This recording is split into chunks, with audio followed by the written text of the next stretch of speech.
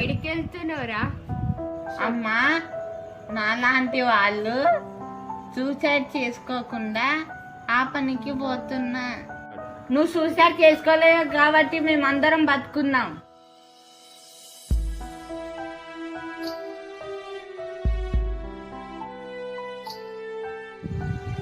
ఇలాంటి వ్యాధి వచ్చిందని ఎవరు సూసైడ్ చేసుకోకుండా మనం అనుకుంటే ఏదన్నా చేయగలం.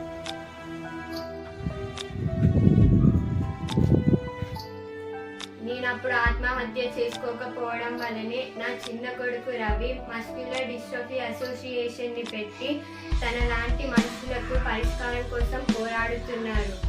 మెనరికం పెళ్లిళ్ళు వద్దని నార్మల్ పెళ్లిళ్ళు ఉంటే చాలని ప్రయత్నిస్తున్నారు. నార్మల్ పెళ్లి